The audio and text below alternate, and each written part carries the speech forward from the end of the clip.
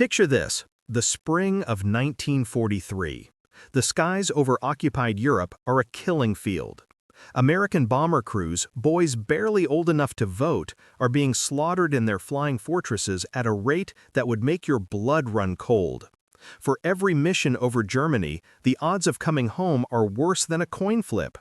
The Luftwaffe fighters, those sleek, deadly Messerschmitt Bf-109s and Focke-Wulf 190s, tear through the bomber formations like wolves among sheep. The German pilots, veterans of years of aerial combat, have grown cocky, arrogant even. They believe they own the skies over Europe. And then, something new appears on the horizon.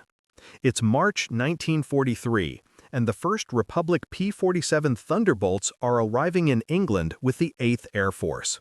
When German pilots first spot these machines lumbering toward them at 25,000 feet, they can't believe their eyes. Some actually laugh over their radios. The P-47 is massive, absolutely enormous for a single-seat fighter. It weighs 7 tons fully loaded, making it the heaviest single-engine fighter of the entire war. German intelligence officers nickname it Die Jug, the jug, because it looks like a flying milk bottle with wings. Squat, thick, bulbous, nothing like the lean, mean fighting machines they're used to tangling with. Luftwaffe ace pilots share jokes in their ready rooms. "The Americans have sent us refrigerators with propellers," one quips. "We'll shoot them down before they can even turn around," boasts another. After all, these German pilots have been cutting their teeth on Spitfires and early model American fighters for years. They've developed tactics, confidence, and a kill ratio that would terrify any reasonable person. Why should this ugly American brute be any different? But what the Germans don't know, what they can't possibly understand yet, is that they're looking at a revolution in fighter design. They're mocking a machine that will fundamentally change the air war over Europe. And they're underestimating the American pilots who fly her, a mistake they'll pay for with their lives. Let me take you back to understand how we got here. The year is 1940, and Britain is fighting for its very survival. The Luftwaffe is hammering British cities night after night in the Blitz. American military planners are watching from across the Atlantic, knowing full well that America's entry into this war is probably inevitable. And they're worried. The United States Army Air Corps, as it's called then, has nothing, absolutely nothing, that can compete with the German fighters dominating European skies. The P-40 Warhawk is outclassed. The P-39 Airacobra is a joke at high altitude. The P-38 Lightning shows promise, but won't be ready for years. What America needs is a fighter that can escort bombers deep into Germany, dogfight with the Luftwaffe's best, and bring its pilot home. This is a tall order, maybe an impossible one. Long-range fighters typically sacrifice speed and maneuverability for fuel capacity. Dogfighters are usually short-ranged. Nobody has solved this equation yet. Enter a small team of engineers at Republic Aviation Corporation in Farmingdale, New York. They're led by a brilliant, hard-driving designer named Alexander Kartveli, a Georgian immigrant with a thick accent and an even thicker genius for aircraft design. Kartveli has a radical idea. Instead of trying to make a small, light fighter go far, why not build the biggest, toughest fighter possible around the most powerful engine available? That engine is the Pratt Whitney R-2800 Double Wasp, a monstrous 18-cylinder radial engine that produces 2,000 horsepower. For context, that's more than twice the power of the engine in a Messerschmitt Bf-109. But the R-2800 is enormous and heavy. It needs a massive propeller to absorb all that power, over 12 feet in diameter. The landing gear has to be long enough to keep that huge propeller from striking the ground. The fuselage has to be wide enough to house the engine and the turbo supercharger system that will let it perform at high altitude. The result looks, well, it looks ungainly. It looks like someone strapped wings to a water tower. When the prototype first flies in May 1941, test pilots report that it flies like a truck. It weighs more than any single-seat fighter should weigh. At low speed and low altitude, it handles like a drunk elephant. But, and this is crucial, at 25,000 feet, where the bombers fly, where the air is thin and cold, something magical happens. That turbo supercharger force feeds compressed air into the engine, keeping it producing maximum power when other fighters are gasping. The P-47 is fast up there, blazingly fast, 390 miles per hour fast. That's faster than almost any German fighter at that altitude. And when you point the nose down and open the throttle, well, let's just say the P-47 can dive like a falling anvil. German fighters literally cannot follow without ripping their wings off. But Cardvelli and his team have one more trick up their sleeves. One more element that will make German pilots wish they'd never laughed at the Thunderbolt. 8 Browning M2.50 caliber machine guns, 4 in each wing. Each gun capable of firing 800 rounds per minute. That's over 6,000 rounds per minute total, over 100 bullets per second converging on a target. The Luftwaffe fighters carry 2 or maybe 4 guns. The P-47 doubles that. The destructive power is unprecedented. When all 8 guns fire together, the recoil actually slows the aircraft. The sound, a deep, earth-shattering brrrr that can be heard for miles, becomes the signature of American air power over Europe. Here's what one German pilot later wrote in his diary after surviving his first encounter with a P-47. "I thought I was chasing easy prey, a big, slow American flying barn. I positioned myself for a simple deflection shot. Then it turned toward me. For just a moment, I saw the wings light up with muzzle flashes, 8 points of fire. The next thing I remember is being in the clouds, my aircraft shuddering, holes appearing in my wings like magic. I broke off. I never want to face those guns again." But despite all this engineering brilliance, the P-47's introduction to combat is rough, very rough. The first Thunderbolt arrived in England in late 1942 and early 1943, assigned to the 56th and 78th Fighter Groups of the 8th Air Force.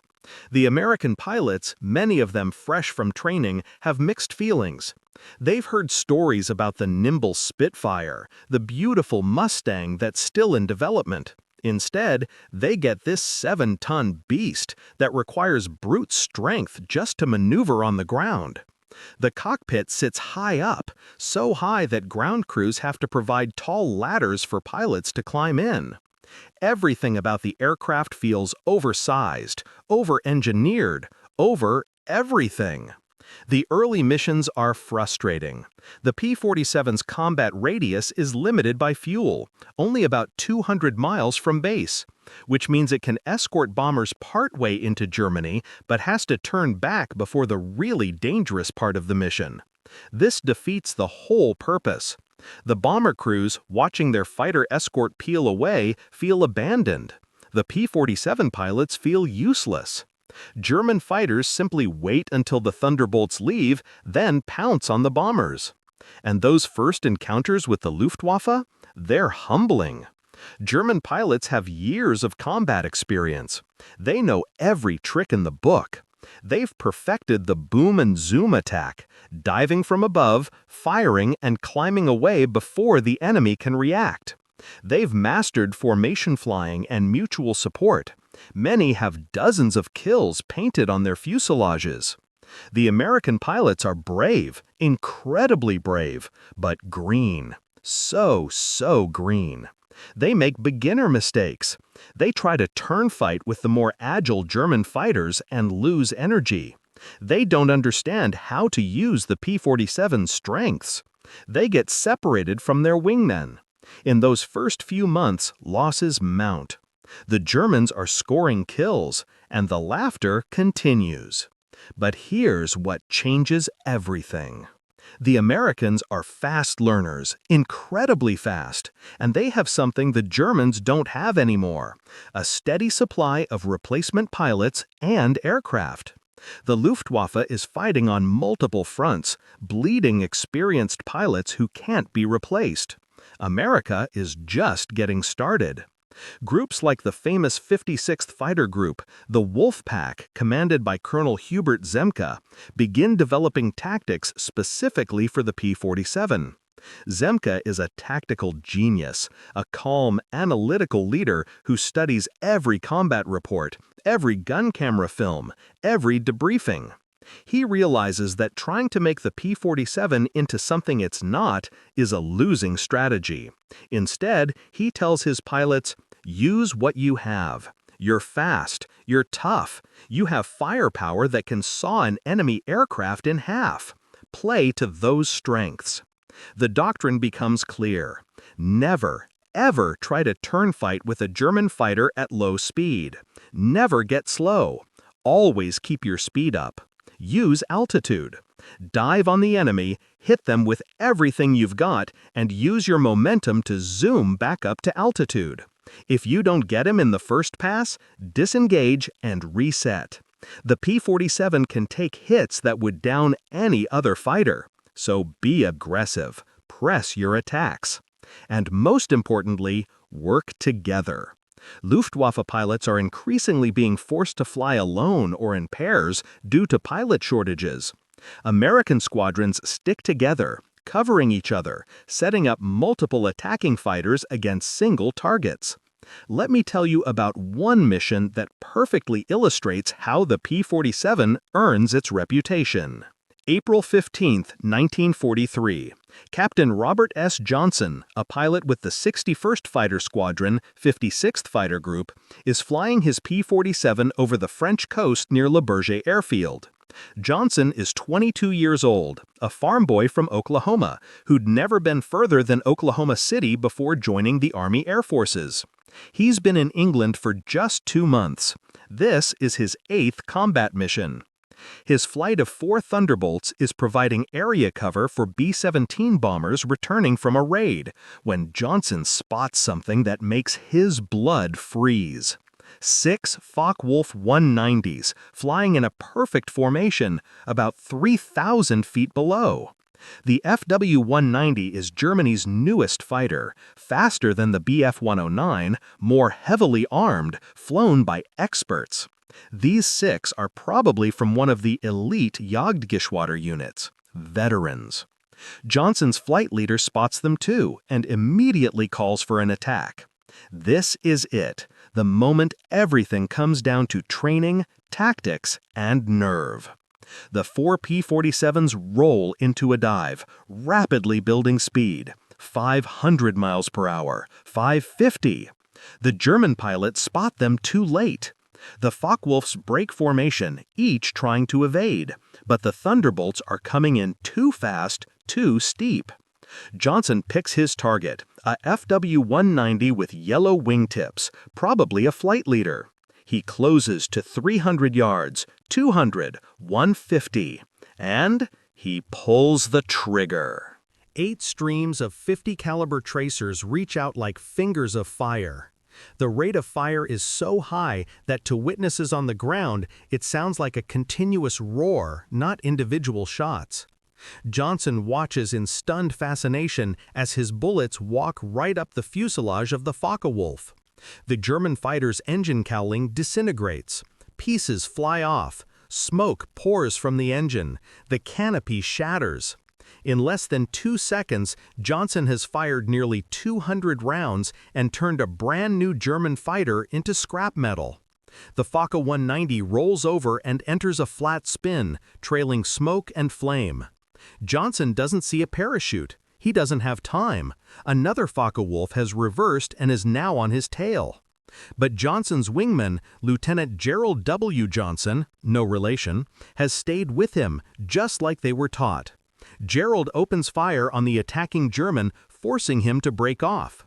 The 2 Thunderbolts extend away from the fight using their superior speed and zoom back up to altitude. The entire engagement lasted maybe 90 seconds. When the 4 P-47s reassemble, all 4 are intact. But scattered across the French countryside below are the burning wrecks of 4 Focke-190s. 4 confirmed kills. Not a single Thunderbolt scratched. The German pilots who survive and make it back to their base file reports that evening. The reports are different from earlier ones. There's no more mockery, no more jokes about flying jugs. Instead, there's respect and fear. The reports describe an aircraft that dives at impossible speeds, that possesses firepower exceeding anything previously encountered, and that is flown by increasingly skilled pilots employing sound tactical doctrine. But the Luftwaffe's hardest lesson about the P-47 is still to come. By summer 1943, American engineers have solved the range problem. They've added external fuel tanks, drop tanks, under the wings and fuselage that extend the P-47's combat radius to 450 miles. This is a game changer. Now the Thunderbolts can escort bombers all the way to targets deep in Germany. The Luftwaffe can no longer wait for the escorts to leave. They have to fight through the P-47s to get to the bombers, and that's exactly what the American fighters want. June 26, 1943. The mission is a raid on a synthetic rubber plant in Hanover, deep inside Germany. 48 P-47s from the 56th Fighter Group are escorting over 100 B-17s. Colonel Zemke is leading. As the formation crosses into German airspace, the Luftwaffe comes up in force. Over 60 German fighters, Bf-109s and Fw-190s, swarm toward the bombers. Zemke sees them coming and makes an instant decision. Instead of staying close to the bombers where they can be pinned down, he orders his fighters to meet the Germans head-on, far ahead of the bomber formation. This is aggressive, risky, and completely contrary to standard escort doctrine. But Zemke knows his pilots. He knows his aircraft. The two forces close at a combined speed of over 600 miles per hour. At the last possible moment, the Germans try to split, some diving under the Americans, some climbing over. But the P-47s stay in tight formation and simply blow through the German formation like a battering ram. Those 8-gun broadsides are devastating at close range. Several German fighters are hit in the first pass alone. Now it's a sprawling, chaotic furball, dozens of aircraft twisting, diving, climbing, firing. This is where the P-47's toughness becomes apparent. One Thunderbolt takes a 20mm cannon shell directly through the engine cowling. The engine loses power but keeps running. The pilot nurses it home.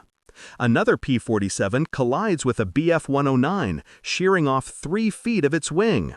The German fighter spins into the ground. The P-47, impossibly, flies home on its asymmetric wing. Lieutenant Robert S. Johnson, the same pilot from that April mission, finds himself in a prolonged dogfight with an Fw-190 flown by an expert. The German pilot is good, really good. He keeps maneuvering to get on Johnson's tail. But Johnson has learned. He uses the P-47's dive speed to separate, climbs back up, and repeats. The German can't shake him. Finally, Johnson gets a brief firing opportunity, less than a second. He takes it. 30 rounds hit the Fw-190's wing root, and the entire wing folds upward, ripped off by the force. The German fighter tumbles from the sky. When the engagement ends, every single B-17 has made it through to the target. The Luftwaffe has been fought to a standstill. The 56th Fighter Group claims 11 confirmed kills. 3 P-47s are lost, but all 3 pilots bail out over friendly territory and are rescued. The reports that reach Luftwaffe High Command that night are alarming. American fighters are now escorting deep into Germany. They're numerous, well-coordinated, and increasingly deadly. The easy kills are over. The air war is changing.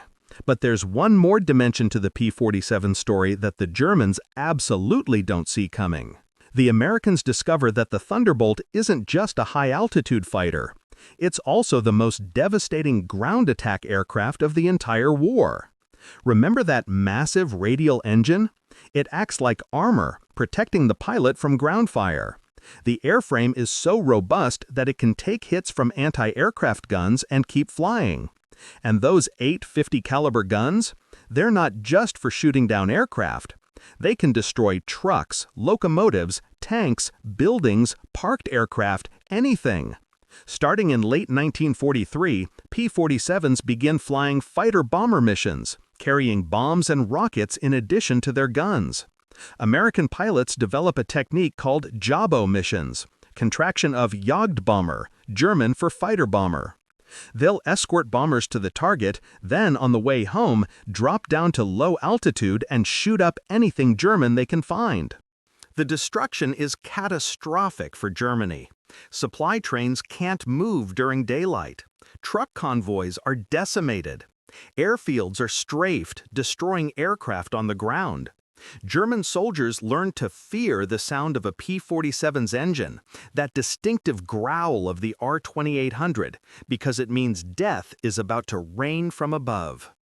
One mission report from late 1943 describes a single squadron of P-47s, 12 aircraft, destroying over 40 trucks, 2 locomotives, and damaging a railroad bridge in a single afternoon strafing mission. The squadron loses one aircraft to ground fire, but the pilot walks away from the crash. The P-47's rugged construction saved his life. Luftwaffe General Adolf Galland, one of Germany's top fighter aces and later the General der Jagdflieger, General of Fighter Pilots, wrote in his memoirs after the war, "The arrival of the P-47 in significant numbers marked the beginning of the end of German air superiority over Europe. We could no longer guarantee the safety of our ground forces, our supply lines, or even our own airfields. The Thunderbolt was everywhere, high, low, escorting bombers, attacking our infrastructure. And those guns, those terrible guns.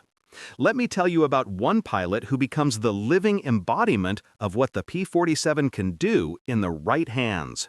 Major Francis S. Gabreski, a Polish-American kid from Oil City, Pennsylvania. Gabreski joins the 56th Fighter Group in early 1943 and spends months learning his trade, making mistakes, getting frustrated with the P-47's quirks. But by mid-1943, something clicks. He masters the aircraft completely. He understands exactly how to position himself for the perfect attack, how to lead his targets, how to squeeze every ounce of performance from the Thunderbolt. Between August 1943 and July 1944, Gabreski shoots down 28 German aircraft, making him the top American ace in Europe at that time. His tactics become textbook. He always attacks from above. He always keeps his speed up. He never wastes ammunition. Short, controlled bursts of 2 to 3 seconds, no more. And he's absolutely fearless when it comes to closing distance. He'll press an attack to point-blank range, often flying through the debris of the aircraft he's just destroyed. German pilots learn to recognize his personal P-47 by its markings. Some actively avoid engaging him.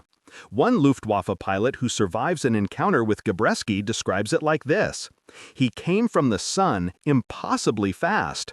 I never saw him until my wingman exploded. I rolled hard left and dove, full throttle. I thought I had separated, then I saw tracers going past my canopy, and I realized he had followed me down, still firing. I pulled so hard I almost blacked out. When I leveled out, he was gone, already climbing back to altitude to hunt someone else. I was shaking so badly I could barely land."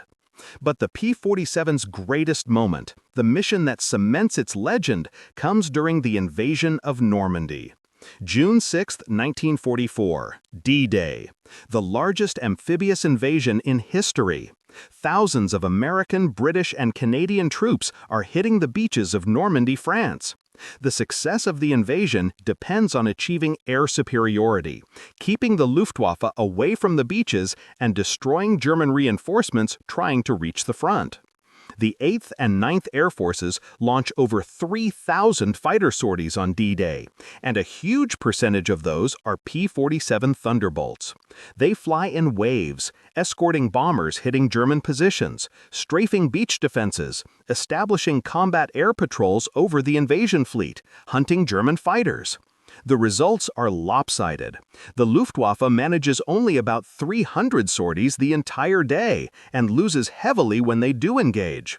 The Americans lose aircraft. Yes, war is never bloodless, but the German fighters are simply overwhelmed. They can't penetrate the screen of P-47s and other Allied fighters. The troops on the beaches, who'd been told to expect heavy air attacks, see almost no German aircraft. What they do see, constantly, are the distinctive silhouettes of P-47s overhead, a reassuring presence. In the weeks following D-Day, P-47s fly armed reconnaissance missions, hunting German armor and troop movements, trying to reach Normandy. This is where the Thunderbolt truly earns its nickname as the Jug of Death. Groups of 4 or 8 P-47s patrol the roads and rail lines of northern France, destroying anything that moves. One famous mission, flown by the 405th Fighter Group on June 24, 1944, intercepts a German armored column, tanks, half-tracks, trucks trying to reach the front at night. The P-47s, arriving at dawn, catch the column in the open. The destruction is so complete that French civilians in nearby villages later report that the road looked like a junkyard. Over 60 vehicles destroyed or damaged. The German unit effectively ceases to exist as a fighting force. Field Marshal Erwin Rommel, commanding German forces in France, writes in a report to Hitler, "The enemy's air superiority is crushing. Our movements by day are impossible. Supply columns are destroyed. Reinforcements cannot reach the front. The American Thunderbolt is particularly devastating. It seems to be everywhere at once." By late 1944, the P-47 has been joined by other excellent American fighters, the P-51 Mustang, which has even longer range, and the P-38 Lightning. But the Thunderbolt remains in high demand, especially for ground attack work. Over 15,000 P-47s are eventually produced, making it the most numerous American fighter of the war. They serve in every theater: Europe, the Pacific, the Mediterranean, China, Burma, India. In the Pacific, P-47s prove especially deadly against Japanese aircraft. The Japanese fighters, Zeros, Oscars, are designed for maneuverability and lightweight. They're also fragile. A single burst from a P-47's 8 guns is usually enough to shred them. American pilots report that Japanese aircraft come apart like paper under .50 caliber fire. But let's return to Europe for the final chapter of our story. By early 1945, the war is clearly nearing its end. Germany is collapsing. The Luftwaffe is a shadow of its former self, running out of fuel, pilots, and aircraft. But the fighting is still fierce, especially during the Battle of the Bulge in December 1944, January 1945, Hitler's last major offensive. The weather during the Bulge is terrible: fog, snow, low clouds. For days, Allied aircraft are grounded. German forces, including armored divisions, make significant advances against American ground troops. But on December 23, 1944, the weather clears. The sky erupts with Allied aircraft. P-47s, flying from bases in France and Belgium, swarm over the German columns. The missions are dangerous, flying at low altitude in freezing weather through intense anti-aircraft fire. The P-47s take losses, but the destruction they inflict on German armor and supply lines is decisive. Over the next week, American pilots claim over 1,000 vehicles destroyed. One pilot, Lieutenant Colonel Elwin Rigetti of the 55th Fighter Group, becomes legendary during this period. On January 1, 1945, he shoots down 3 German fighters in a single mission. On January 17th, he destroys 6 locomotives and over 20 rail cars in a single strafing pass. On April 17, 1945, just weeks before the German surrender, Rigetti shoots down his final German aircraft, bringing his total to 27 kills. Tragically, he's shot down and killed that same day while strafing a German airfield. He's 27 years old. The statistics tell the story. From 1943 to 1945, P-47 pilots are credited with destroying 3,752 German aircraft in the air, more than any other Allied fighter type. On the ground, P-47s destroy over 9,000 locomotives, 86,000 railroad cars, 68,000 trucks, and 6,000 armored vehicles. The numbers are staggering. And what about those German pilots who'd laughed in 1943? Many didn't survive to see the war's end. Those who did had a very different opinion of the P-47 Thunderbolt. In post-war interviews, former Luftwaffe pilots consistently describe the Thunderbolt as one of the most dangerous Allied fighters, tough to kill, deadly when it attacked, and flown by increasingly skilled pilots. Günter Rahl, a German ace with 275 victories, mostly on the Eastern Front, said after the war, "I encountered P-47s several times on the Western Front. They were formidable opponents, fast, heavily armed, and by 1944, flown by pilots who knew exactly what they were doing. The Americans learned quickly. They used their aircraft strengths intelligently. That made them very dangerous." Johannes Steinhoff, another high-scoring German ace, wrote, "The P-47 was underestimated initially. That was a mistake. It was particularly deadly in the dive and climb. And those 8 machine guns. If you were caught in that cone of fire, you were finished. I lost several wingmen to Thunderbolts."